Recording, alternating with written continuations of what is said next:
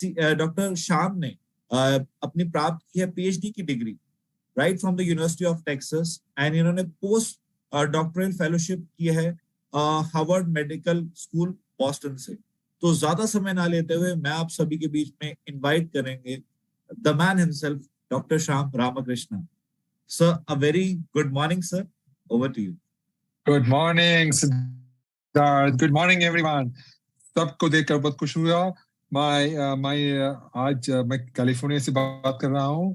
Nutrilite है हम बाजू में, सो मैं हर दिन न्यूट्रलाइट जाते हैं वहाँ, और फिर मैं हर 2 महीने मैं इंडिया में है मेरे टीम के साथ।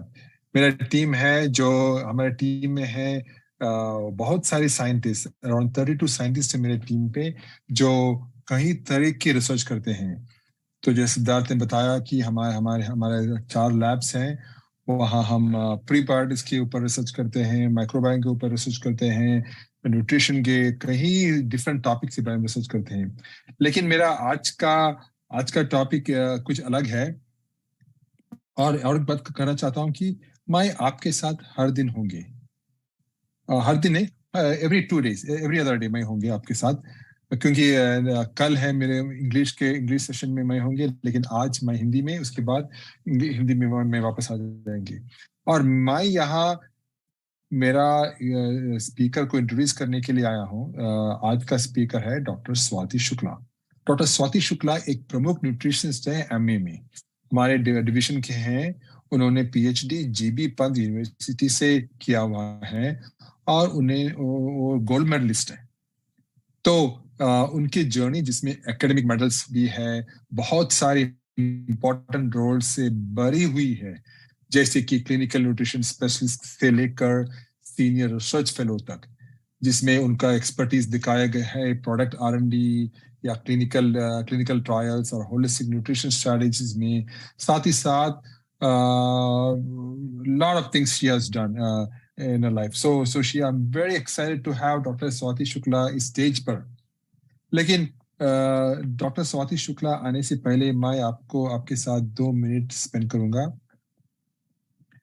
ताकि मैं हर दिन आपको मेरा जरा सोच के बारे में, मैं आज का टॉपिक के बारे में मैं जरा बात करूंगा। ठीक है, तो आज का स्पेशल टॉपिक है गट माइक्रोबायोम, सबको पता है। लेकिन पर उससे पहले एक सिंपल सवाल है, हेल्थी गट माइक्रोबायोम एग्जैक्टली क्या होता है? देखिए, हेल्थी गट माइक्रोबायोम डिफाइन करने थोड़ा चैलेंजिंग है, मुश्किल है, लेकिन साइंटिस्ट उन्होंने सब मिलजुल कर सोच लिया है कि ये है उसका डेफिनेशन, ऑलमोस्ट। तो सिंपली कहो तो हेल्थी गट माइक्रोबायोम वो होता है जो लॉन्ग टर्म स्टेबिलिटी मेंटेन करता है, हमारा बॉडी का लॉन्ग टर्म स्टेबिलिटी मेंटेन करता है, जो इन्वेसिव इन्फेक्शन को रेसिस्ट करता है, एसेंशियल न्यूट्रिएंट्स प्रोवाइड करता है जैसे कि विटामिन्स और फर्मेंटेशन बाय प्रोडक्ट्स, और साथ ही साथ हमारे मेटाबॉलिक और इम्यूनोलॉजी का बैलेंस को मेंटेन करने बहुत हेल्प करता है। ये है ओवरऑल डेफिनेशन क्या जो हेल्थी गट माइक्रोबायोम का। ओके, तो लेकिन आप इसके बारे में बहुत डिफरेंट डेफिनेशन सुनेंगे, लेकिन ये है जरा general definition healthy gut microbiome. तो 2 दिन पहले मैंने एक रिसर्च पेपर पढ़ा था ब्रिटिश मेडिकल जर्नल। जो ब्रिटिश मेडिकल जर्नल है one of the most prestigious journal sciences में, और मेरा जिंदगी पूरा इसमें ही था, रिसर्च में। तो बीएमजे का जो ब्रिटिश मेडिकल जर्नल का 2 दिन पहले का पब्लिकेशन आया था, तो जो कुछ इनक्रेडिबल बातें हाईलाइट कर रहा था गट माइक्रोबायोम के बारे में। रोज कुछ ना कुछ अमेजिंग न्यूज आती रहती है। इस पब्लिकेशन में गट माइक्रोबायोम के रोल बताया गया है कार्डियो मेटाबॉलिक डिसीजेस में।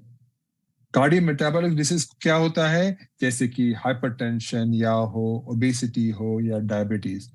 तो कार्डियो मेटाबॉलिक डिसीज में उन्होंने इस पार्टिकल में समराइज किया है कि गट माइक्रोबायोम एक महत्वपूर्ण रोल प्ले करता है। फॉर एग्जाम्पल गट माइक्रोबायोम जो डिफरेंट टाइप्स के डाइट और डाइटरी सप्लीमेंटेशन इंटरवेंस को मॉडरेट करता है, जैसे कि प्रीबायोटिक्स ले लो, प्रोबायोटिक्स या हाई फाइबर डाइट, ये सब मॉडरेट करता है। सो बीएमजे ने ये बताया है कि it is one of the most important organ in the body. ये ऑर्गन है हमारे बॉडी में। और फिर दूसरा बात उन्होंने बताया कि उन्होंने जो सब उन्होंने क्लिनिकल स्टडीज बहुत देखा, इस क्लिनिकल स्टडी में 70% से ज्यादा में सिग्निफिकेंट इंप्रूवमेंट देखा गया कार्डियो मेटाबॉलिक ट्रेट्स में। सोच लो 70% से ज्यादा, तो इतना इंपॉर्टेंट है इस गट माइक्रोबायोम। तो ये है मेरा आज का फर्स्ट सोच। सेकंड है कि स्वीटनर्स, हम सब इंडिया में जब बहुत ज्यादा स्वीटनेस लेते हैं, जैसा कि सुक्रोलोस है, सैकरिन है, अस्पार्टेम है, अभी कंसिस्टेंटली बहुत सारे आर्टिकल्स आ रहे हैं कि ये स्वीटनर्स हमारे गट माइक्रोबायोम को बहुत सारा नेगेटिवली अफेक्ट करते हैं। नेगेटिव, ये हमारा सेहत के लिए बिल्कुल अच्छा नहीं है। हम सोचा शुगर अच्छा नहीं है, तो हमने क्या किया, ये आर्टिफिशियल स्वीटनर्स भी डाल दिया उसमें। तो सोचो जरा, तो हमारे जिंदगी में ये जो मार्केट्स है, जो फूड कंपनीज है, सब हमारे तरफ तो शुगर डालते हैं या आर्टिफिशियल स्वीटनर डालते हैं और हमारे सेहत को अफेक्ट करते हैं। हाँ, तो यही है मेरा आज का दो सोच मेरी तरफ से। तो चलिए, आप आज मेरे एक्साइटेड, बहुत खुश है कि हमारे साथ डॉक्टर स्वाति शुक्ला, जिन्होंने जो एसोसिएट मैनेजर है न्यूट्रिशन में, न्यूट्रिशन साइंस, तो आपको गहराई में इस सब्जेक्ट के बारे में जरा बताएंगी। तो चलो डॉक्टर स्वाति, मंच पर। Thank you so much, Dr. Shyam. Thank you everyone. Very good morning, सुप्रभात, और आप सबका हार्दिक स्वागत है इस Nutrilite live 360 healthy weight healthy living के गट रीसेट फेज के डे 1 में। आप जिस तरीके से सुबह सुबह यहाँ पे प्रेजेंट है, वो अपने आप में ही दिखाता है कि आप कितने मोटिवेटेड हैं, कितना डेडिकेशन रखते हैं, ना कि सिर्फ अपनी हेल्थ ट्रांसफॉर्मेशन के लिए, लेकिन अपने आसपास में भी इस हेल्दी वेव को लाने में, इस हेल्दी ट्रांसफॉर्मेशन को बनाने में एक इंस्ट्रूमेंटल रोल प्ले करने में। तो उसी के लिए वी आर सो ग्लैड कि हम साथ में हैं, दैट वी आर टुगेदर, और हम सब एक साथ इस जर्नी को अब तय करेंगे आगे आने वाले 100 दिनों के लिए। With this note, let me share my screen once.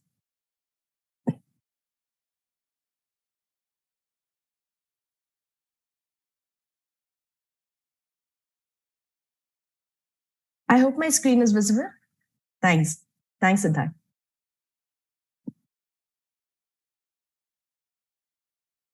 तो आज से जब हमारे एक प्रॉपर जो हमारा एक रूटीन है इस मॉर्निंग सेशन की, इसकी जो शुरुआत हो रही है, उसकी क्यों जरूरत है, राइट?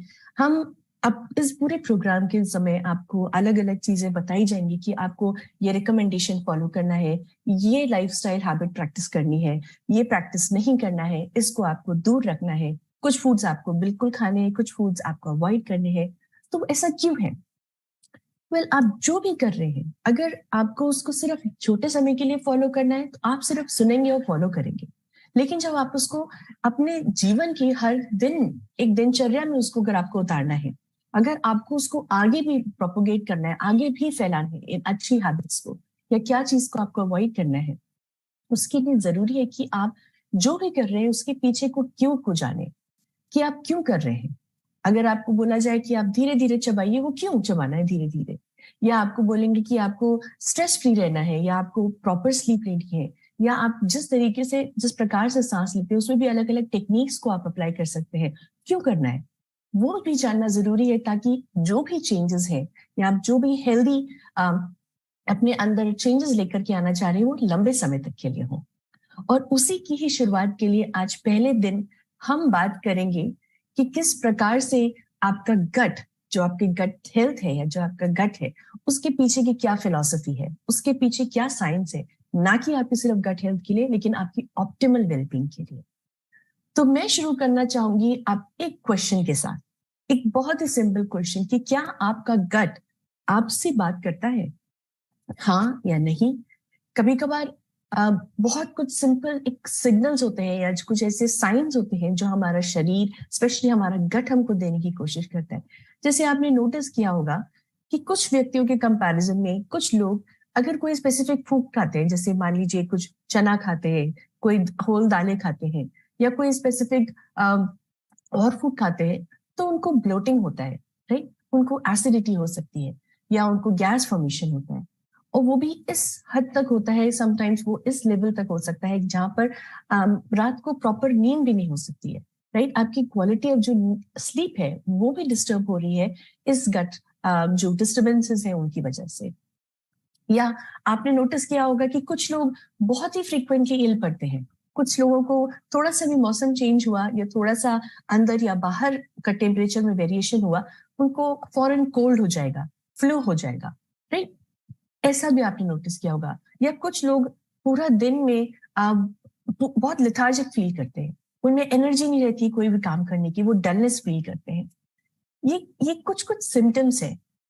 अगर आप देखें तो आप उनको अवॉइड कर सकते हैं, लेकिन अगर आप उनको सुने तो ये कुछ सिम्टम्स हैं, ये कुछ सिग्नल्स हैं जो आपका शरीर आपको भेज रहा है। ये आपका जो गट है वो आपको बताने की ये कोशिश कर रहा है कि अब समय है कि आपको उस पर अटेंशन पे करना है या इसकी केयर करनी है, राइट? तो इसी की वजह से, इसीलिए गट रीसेट फेज या आप गट रीसेट बोले वो जरूरी है। क्यों जरूरी है? क्योंकि गट जो आपका एक ऑर्गन है, आप बात करें आपके जो पूरे डाइजेस्टिव ट्रैक्ट है, वो आपकी सेहत, आपकी ओवरऑल हेल्थ के लिए एक फाउंडेशन का काम करता है। जिस प्रकार से कोई भी आप बड़ी बिल्डिंग ले, कितनी भी बड़ी बिल्डिंग क्यों ना हो, उसकी नींव सबसे इंपॉर्टेंट होती है, राइट? सबसे जरूरी होती है कि वो एक स्ट्रॉन्ग फाउंडेशन बनाए। उसी ही प्रकार से गट आपकी ओवरऑल हेल्थ, आपकी लॉन्ग टर्म हेल्थ के लिए, आपकी लॉन्ग टर्म फिटनेस के लिए गट एक फाउंडेशन है। और इसको रिस्टोर करना, इसको रीसेट करना एक इम्पॉर्टेंट एस्पेक्ट है, जहां पर हम बात करेंगे कि किस प्रकार से आपकी डाइजेस्टिव हेल्थ की जो क्षमता है वो इंक्रीज हो। वो साथ ही साथ गट माइक्रोबायोम जो एक बहुत ही इंपॉर्टेंट एस्पेक्ट है एक गट हेल्थ के लिए और आपकी ओवरऑल हेल्थ के लिए, जहाँ पे आप बात करें आपके अच्छे ब्रेन हेल्थ, अगर आप इम्यूनिटी की बात करें, आपका गट हेल्थ इन सारे एस्पेक्ट से रिलेटेड है। और उसके लिए ये गट माइक्रोबायोम इंपॉर्टेंट है। तो जब हम गट हेल्थ को अच्छा करना चाहते हैं, इसको वापस से रिटोन करना चाहते हैं, इसको रिबूट करना चाहते हैं, तो वहां पर गट माइक्रोबायोम में भी एक अच्छा पॉपुलेशन, गुड गट बैक्टीरिया का पॉपुलेशन का होना बहुत जरूरी है। तो इस गट रीसेट फेज में यही फोकस होगा कि हम गट हेल्थ को ठीक करें by improving the gut bacteria, और उसमें जो भी बैड बैक्टीरिया है उसकी पॉपुलेशन को कम करना और जो गुड बैक्टीरिया है उसकी स्थापना, उसकी स्टैब्लिशमेंट को और स्ट्रॉन्ग करना, राइट? बाय आप अलग अलग फूड्स के थ्रू, ना कि सिर्फ फूड, लेकिन जो आप खाते हैं उसके अलावा जो भी आपके जीवन में और भी आपके जो लाइफस्टाइल फैक्टर्स हैं, यहाँ तक कि आपका स्लीप पैटर्न, यहाँ तक कि आपका स्ट्रेस, आप किस तरीके से खाना खा रहे हैं या पानी पी रहे हैं, उन सब का भी असर हो सकता है आपके गट के ऊपर, आपके गट माइक्रोबायोम के ऊपर। तो इन सारे फैक्टर्स को ध्यान में रखते हुए हमें गट को रीबूट करना है ताकि आपकी फाउंडेशन स्ट्रॉन्ग हो और आपका ओवरऑल हेल्थ अच्छा हो। नाउ एक छोटा सा क्विज, एक छोटा सा सवाल जो मैं आप सबसे पूछना चाहती हूँ, आप सोचें इस बारे में। यहाँ पे इतने आपको फूड दिए हुए ऑप्शन, जैसे आपको सीरियल दिया हुआ है, फ्रेंच फ्राइज है, cake, brown rice, vegetables and fruits, sugar, right? अब आप सोचिए इनमें एक चीज सामान्य है, एक चीज कॉमन है इन सब में, चाहे वो आपके फ्रेंच फ्राइज हो या आपके सीरियल्स हो अलग अलग, जो आपके ब्रेकफास्ट सीरियल्स मिलते हैं, इवन जो घर में मिलने वाला आटा चावल होता है, फ्रूट्स, वेजिटेबल्स, वो एक कौन सा न्यूट्रिएंट है जो कॉमन है इन सब में? वो है कार्बोहाइड्रेट। कार्बोहाइड्रेट एक बहुत ही क्रूशियल मैक्रोन्यूट्रिएंट है, हम सब जानते हैं, हमने सुना है। और इस कार्बोहाइड्रेट को हम कई बार एक कल्प्रिट की तरह भी देखते हैं कि ये कार्बोहाइड्रेट तो हमको नुकसान पहुंचा सकता है, हमारे वेट मैनेजमेंट में प्रॉब्लम कर सकता है, हमारी ओवरऑल हेल्थ में कार्बोहाइड्रेट एक कल्प्रिट है। लेकिन क्या ये सच है? क्या सारे कार्बोहाइड्रेट एक जैसे होते हैं? तो आज हम बात करेंगे इसी कार्बोहाइड्रेट के बारे में। हमारा पहला वो एक एलिमेंट जो हमारी इस गट हेल्थ के फेज को स्टार्ट करेगा। इससे पहले काफी सारे सेशन में हमने सुना, जो हमारे सेशंस हुए, कि आपने देखा होगा, नोटिस किया होगा कि हम बोल रहे हैं कि आपको सिंपल कार्ब्स अवॉइड करने हैं या कॉम्प्लेक्स कार्ब्स ज्यादा खाना है, राइट? कार्बोहाइड्रेट में भी फॉर्म्स हो रहे हैं, सिंपल कार्ब्स, कॉम्प्लेक्स कार्ब्स। तो आप कंफ्यूज होंगे आपको क्या खाना है और क्या नहीं। या अगर आपको बताया गया कि आपको सिंपल कार्ब्स नहीं खाना है और कॉम्प्लेक्स कार्ब खाना है, तो क्यों खाना है, वो क्यों जानते हैं आज। ना कार्बोहाइड्रेट अगर हम देखें तो वो आपके 2 या 3 प्रकार के हो सकते हैं, राइट? बेसिस जो उसका स्ट्रक्चर है, जैसे उसकी रचना है, उस बेसिस पे आप कार्बोहाइड्रेट के स्ट्रक्चर को वैसे समझ सकते हैं जैसे एक मोती की माला, राइट? मोती की माला, जहां पे एक सिंगल मोती आपका एक शक्कर का यूनिट है। एक सिंपल मोती आपकी उस पूरी माला का फंडामेंटल यूनिट यानी मौलिक इकाई है, एक छोटा पार्ट। उसी प्रकार से कार्बोहाइड्रेट भी आपके अलग अलग प्रकार के हो सकते हैं। एक मोती की तरह भी आपको कार्बोहाइड्रेट मिल सकता है, क्योंकि वो सिंपल फॉर्म में है, एक सिंपल मौलिक इकाई है, इसीलिए उसको सिंपल कार्बोहाइड्रेट बोलते हैं, राइट? जैसे आपके मोनोसेक्राइड्स, सेक्राइड्स मतलब शक्कर, मोनो मतलब एक यूनिट। तो जब आपका एक शक्कर की फॉर्म में प्रेजेंट है, यानी एक मोती की फॉर्म में प्रेजेंट है, तो वो हमारा होता है मोनोसेक्राइड्स।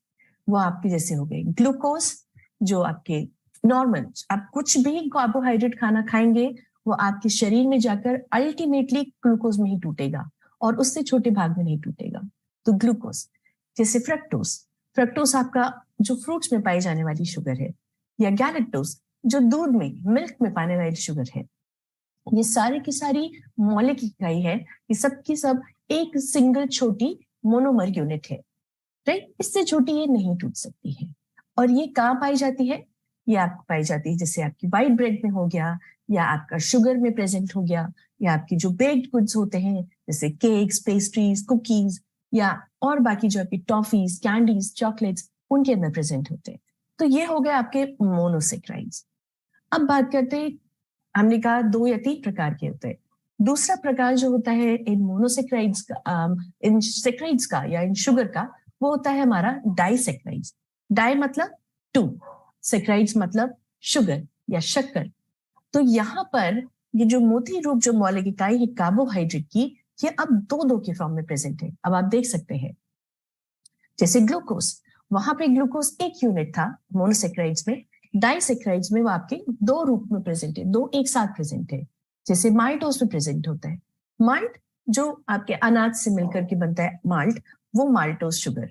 देन सुक्रोज जो आपकी नॉर्मल टेबल शुगर होती है, जो आप घर में शक्कर यूज करते हैं, वो सुक्रोज होता है। वो भी 2 मौलिक इकाई यूनिट से मिलकर बना होता है, यानी आपका ग्लूकोज और आपका फ्रक्टोज। देन आपका लेक्टोज, अगेन जो मिल्क में पाई जाने वाली शुगर है, ये भी 2 यूनिट से मिलकर बना है, एक आपका ग्लूकोज और आपका एक गैलेक्टोज।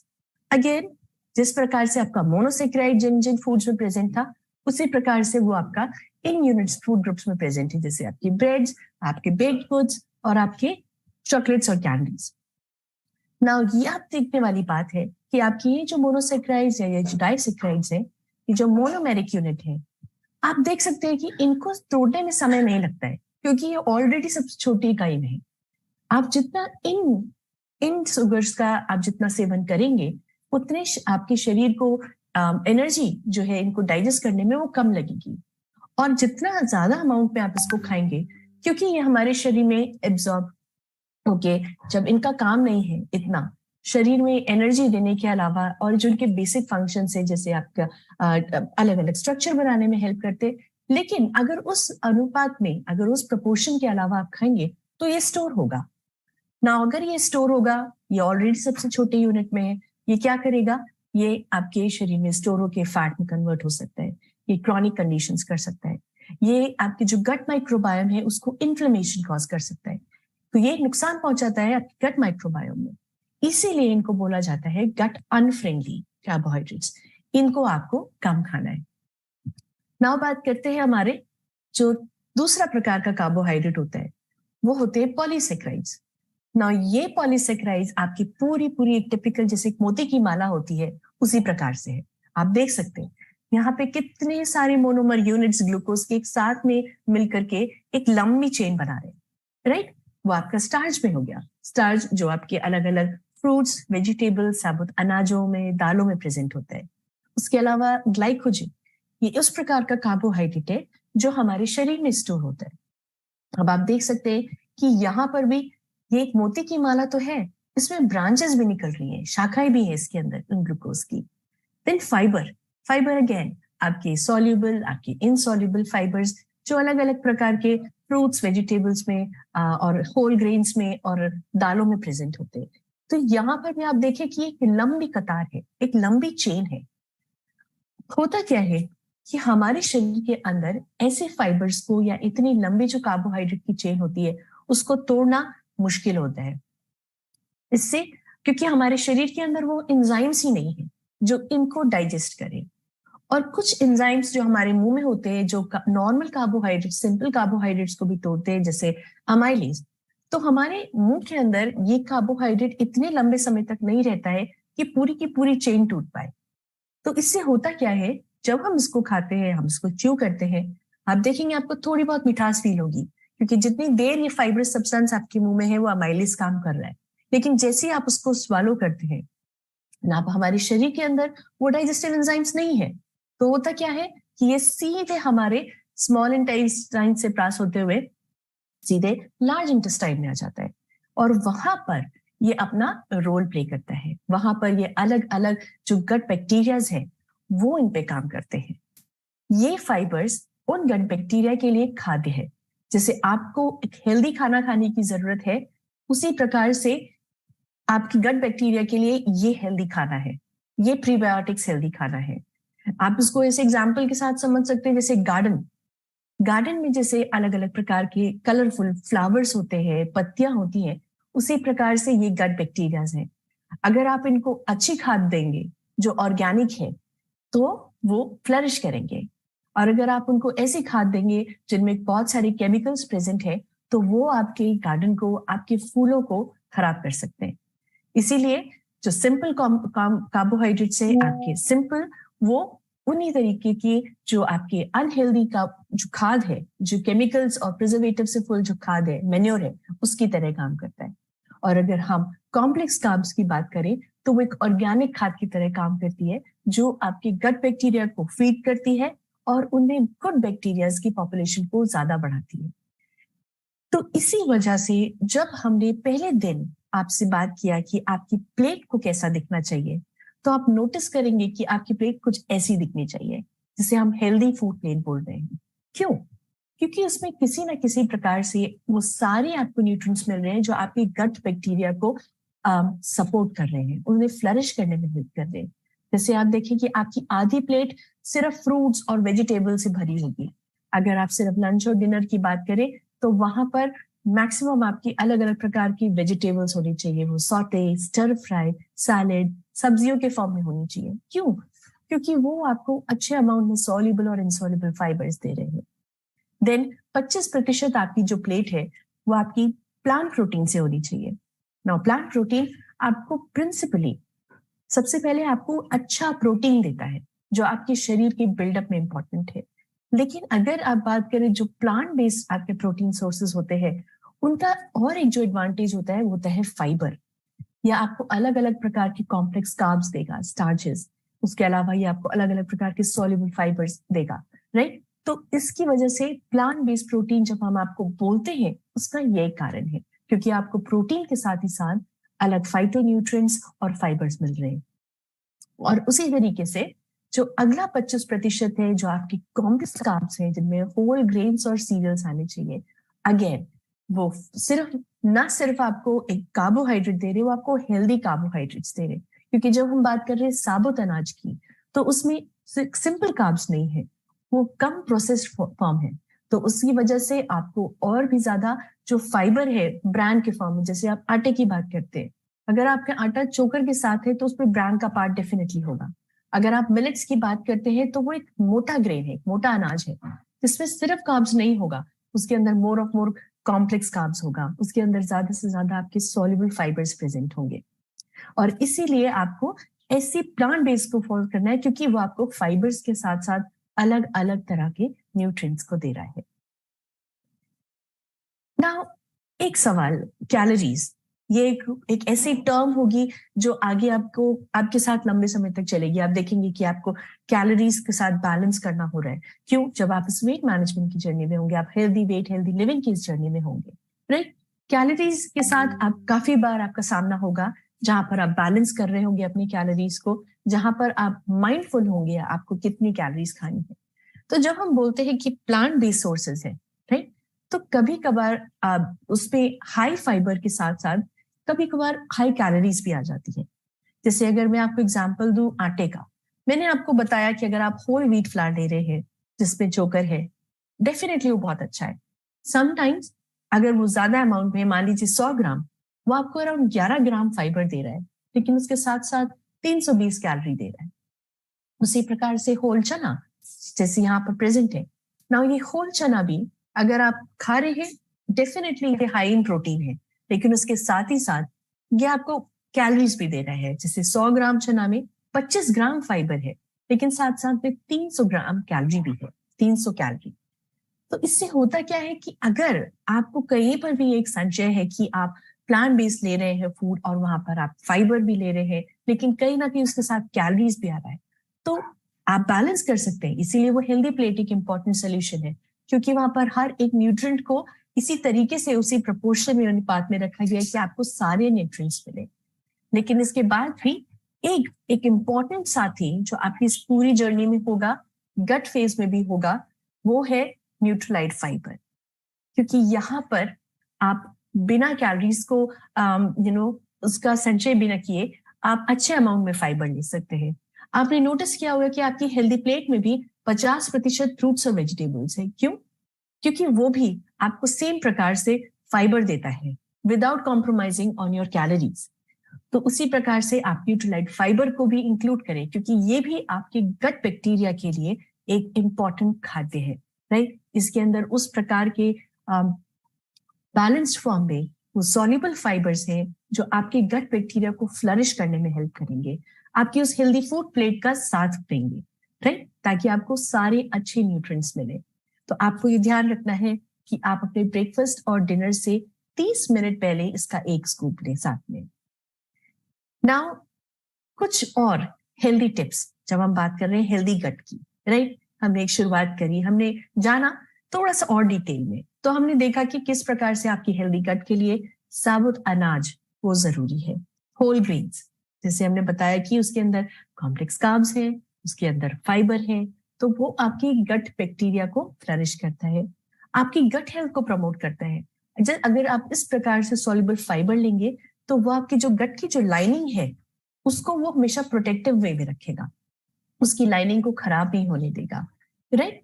उसी प्रकार से प्लांट बेस्ड फूड्स, क्योंकि प्लांट बेस्ड फूड्स आपको ना सिर्फ फाइबर देते हैं, लेकिन इसके साथ और भी बहुत बहुत प्रकार के अलग न्यूट्रिएंट्स देते हैं। आपको अलग अमाउंट में विटामिन और मिनरल्स देते हैं, आपको फाइटोन्यूट्रिएंट्स देते हैं। अब ये फाइबर्स आपके नॉन वेजिटेरियन या एनिमल बेस्ड फूड होते हैं उनमें प्रेजेंट नहीं होते हैं। तो इसी वजह से अगर हम आपको फोकस कर रहे हैं कि आप इस समय इस गट रीसेट फेज में प्लांट बेस्ड फूड्स को ज्यादा इंक्लूड करें, उसका यही कारण है, क्योंकि इसमें आपको अच्छे अमाउंट में गट बैक्टीरिया से रिलेटेड उसको फीड करने वाला फाइबर मिलेगा। और ये ऐसे फाइटोन्यूट्रिएंट से रिच होते हैं, आप देखेंगे आपके कलरफुल फ्रूट्स होते हैं, कलरफुल वेजिटेबल्स होते हैं, क्योंकि उनमें इतने प्रकार के फाइटोन्यूट्रिएंट्स होते हैं उन कलर्स की फॉर्म में। वो आपके गट बैक्टीरिया को इन्फ्लेमेशन से बचाते हैं, आपके गट बैक्टीरिया को फीड करने के लिए जो अलग अलग प्रकार के जो उनको जो अटैक करने के लिए, उनको खतरा पहुंचाने के लिए जो एंटीऑक्सीडेंट्स की तरह काम करते हैं, ताकि वो आपकी गट बैक्टीरिया को बचाए, इन्फ्लेमेशन से बचाए। तो आपको प्लांट बेस्ड फूड आप ज्यादा अमाउंट में अच्छे से ले सकते हैं। Then magic of fermentation. Now fermentation या खमीरीकरण हमारे हर एक घर में होने वाली एक बहुत ही सिंपल सी प्रक्रिया है। हम अपने घर में रोजमर्रा के जीवन में कांजी के फॉर्म में या रात भर जो हम फर्मेंट करते हैं डोसा इडली का बैटर, राइट? या फिर ईस्ट इंडिया साइड में पखाल भात एक बहुत ही कॉमनली खाए जाने वाला एक बहुत ही न्यूट्रिशियस ब्रेकफास्ट होता है, जो चावल को रात भर सोक करके उसके बाद कंज्यूम किया जाता है। तो ये ऐसे काफी सारे खाद्य पदार्थ हैं, ऐसे फूड ऑप्शंस हैं जो हर घर में किसी ना किसी फॉर्म में ट्राई होते हैं जब फर्मेंट करके जो खाए जाते हैं। लेकिन ये सिंपल लगता है सुनने में, क्योंकि हम हर दिन इसको करते हैं, येट ये एक बहुत ही इफेक्टिव मेथड है, राइट। हार्वर्ड मेडिकल स्कूल के अकॉर्डिंग बताया जाता है कि अगर आप नेचुरली भी फर्मेंट करते हैं, उसमें कुछ मात्रा में प्रोबायोटिक्स या लाइफ कल्चर्स आपके शरीर को, आपके गट को मिलता है और आपके गट माइक्रोबायोम को वो स्ट्रेंथन करता है। उसके साथ ही साथ जब आप खमीरीकरण करते हैं या फर्मेंटेशन करते हैं, उससे होता क्या है कि फर्मेंटेशन के समय जो आपके कॉम्प्लेक्स जो न्यूट्रिएंट्स हैं वो छोटे न्यूट्रिएंट्स में टूटते हैं। तो इसकी वजह से जब आप खा रहे हैं फर्मेंटेड कोई भी फूड, आपके गट को इतनी मेहनत नहीं करनी पड़ रही है उसको तोड़ने में या उन न्यूट्रिएंट्स को डाइजेस्ट करने में, क्योंकि वो ऑलरेडी जब आपने ऊपर से लिए तो वो डाइजेस्टेड फॉर्म में प्रेजेंट है। तो आप अपने दिनचर्या में किसी ना किसी फॉर्म का फर्मेंटेड फूड आप जरूर से कंज्यूम कर सकते हैं। एंड तीसरा, अवॉइड ड्रिंक्स से बचें। और जब हम बोल रहे हैं ड्रिंक्स, तो हमारा मतलब है जो एल्कोहल है या जो शुगरी बेवरेजेस प्रेजेंट होते हैं, कार्बोनेटेड बेवरेजेस, या जो बाहर मिलने वाले आपके फ्रूट जूसेस हैं पैक्ड फॉर्म में, या आपकी फ्रूट स्मूदीज है, कोई भी इस प्रकार का आपको उसको अवॉइड करना है। क्योंकि शुगर, जैसे हमने बताया, वो आपकी इन्फ्लेमेशन कर सकता है। वो सिंपल कार्ब्स का एक बहुत ही मेजर एक जरिया है, वो एक स्रोत है। तो आपको उन्हें अवॉइड करना है। वो आपके इस गट बैक्टीरिया के इम्बैलेंस को बिगाड़ेगा, राइट, उसमें इम्बैलेंस क्रिएट करेगा, इन्फ्लेमेशन कॉज कर सकता है, एंड इनफैक्ट ब्लोटिंग या कॉन्स्टिपेशन, एसिडिटी जैसे प्रॉब्लम्स भी क्रिएट कर सकता है। तो इनको आपको अवॉइड करना है। ना ये तो हमने बात करी खान पान की, कि आपको खाने में क्या खाना है और क्या अवॉइड करना है। लेकिन ये एक होलिस्टिक अप्रोच है। यहाँ पे सिर्फ खाने पीने की बात नहीं होगी, आपकी ओवरऑल दिनचर्या में हर एक लाइफस्टाइल का इम्पैक्ट आपकी गट हेल्थ पे पड़ता है। तो सबसे इंपॉर्टेंट जो आपको ध्यान में रखना है, सबसे एक क्रूशियल चीज जहां से हमने शुरुआत करी थी, कि आप अपने गट को सुने, राइट। आपका गट आपसे हर दिन बात करने की कोशिश करता है किसी ना किसी फॉर्म में।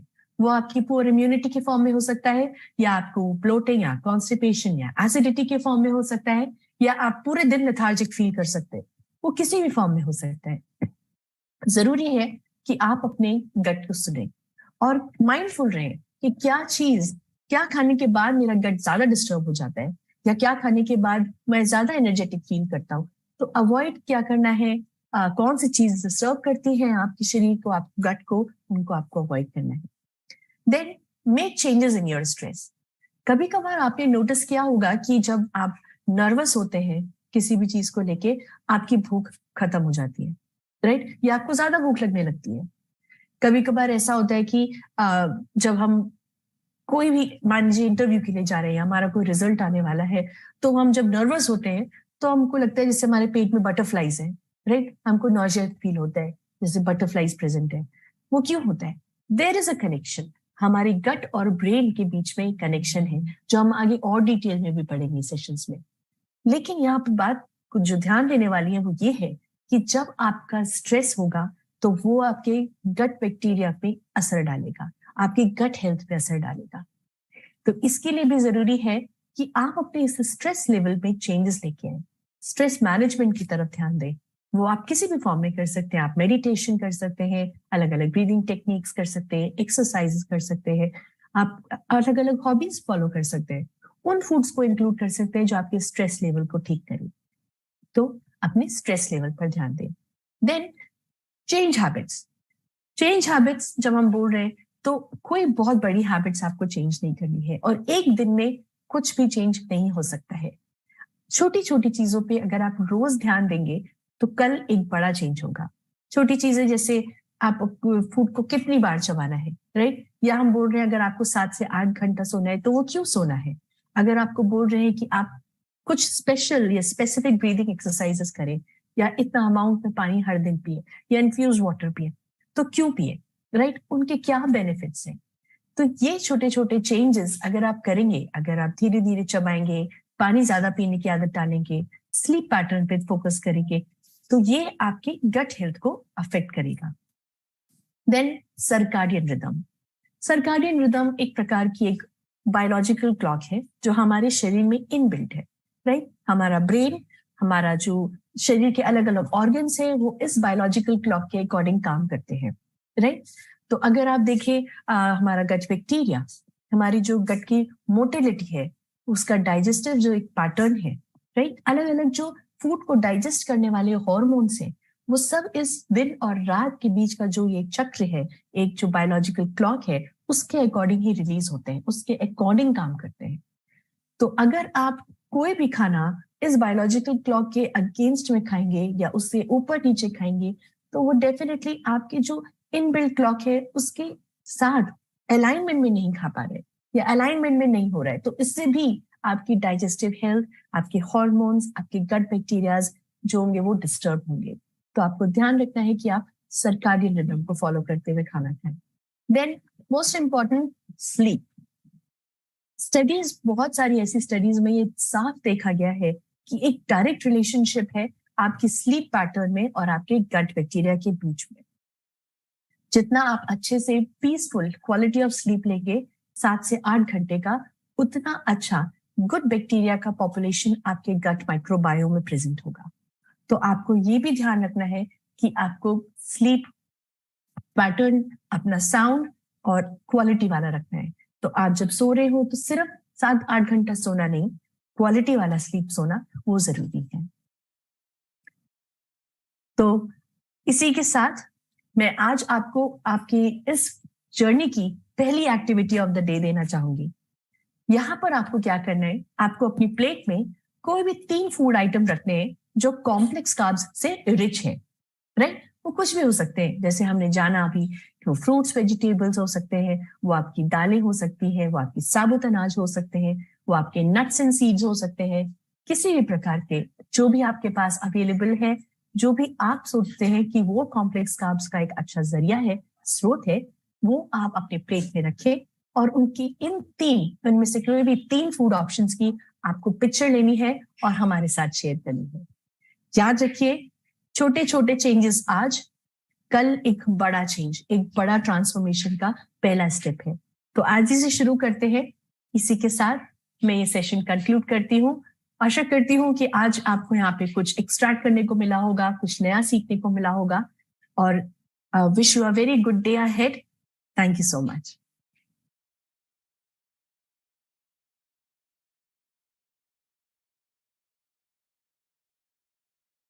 Thank you so much doctor Swati, आपने बहुत ही इजी शब्दों में हमें इतने बड़े इंपॉर्टेंस की बात बता दी कि हमें क्या चीज खानी चाहिए, कैसे खानी चाहिए और हमारी प्लेट किस प्रकार से दिखनी चाहिए। और देखिए, पहले ही दिन, यदि प्रोग्राम के पहले शुरुआती दिन में हम ये समझ जाए कि हमें किस प्रकार का खाना खाना है, तो एक थॉट प्रोसेस क्लियर हो जाता है कि हम इस डायरेक्शन में चलेंगे। तो आपने जैसा बताया, मैं 1-2 पॉइंट्स को हाईलाइट करना चाहूंगा, क्योंकि वो पॉइंट्स हमारे सभी पार्टिसिपेंट जो आज हमें इस प्रोग्राम में एनरोल करके सुन रहे हैं, उनके लिए बहुत ही इफेक्टिव होने वाला है। क्योंकि आपकी प्लेट में plant protein 25%, vegetables 50%, complex grains जिसमें आप 25% होना चाहिए, इस रेशियो को यदि आप समझ लेते हैं तो क्विकली आप अंडरस्टैंड कर जाएंगे व्हाट टू ईट। क्योंकि हमेशा खाने के समय में यही प्रॉब्लम होती है, क्या खाएं क्या खाएं क्या खाएं, और ऐसे में हम पहुंच जाते हैं अपनी फूड एप्लीकेशंस पे जहां पर हम बाहर से खाना ऑर्डर करते हैं। तो इस समय, जैसा कि डॉक्टर स्वाति ने बताया, कि हमें कुछ छोटी चीजों को अपनी लाइफ से, अपनी हैबिट्स को चेंज करना है। उसमें हमें अपनी स्लीप पैटर्न पे काम करना है। हमें काम करना है कि हमें जो भी चीज डिस्टर्ब कर रही है उसे हम इग्नोर करें। और ज्यादा स्ट्रेस के समय में डॉक्टर स्वाति ने एक बहुत अच्छा पॉइंट हाईलाइट किया कि स्ट्रेस के समय में 2 चीजें होती हैं, या तो भूख नहीं लगती या तो भूख ज्यादा लगती है। तो ऐसे में always listen to your gut कि आपको किस प्रकार का खाना खाना है और कैसे अपना लाइफस्टाइल व्यतीत करना है, इसको आपको ध्यान रखना है। और लास्ट में जो एक्टिविटी ऑफ द डे है, ये बहुत इंपॉर्टेंट है आप सभी के लिए, क्योंकि ये हर रोज आपके लिए लाई जाएगी।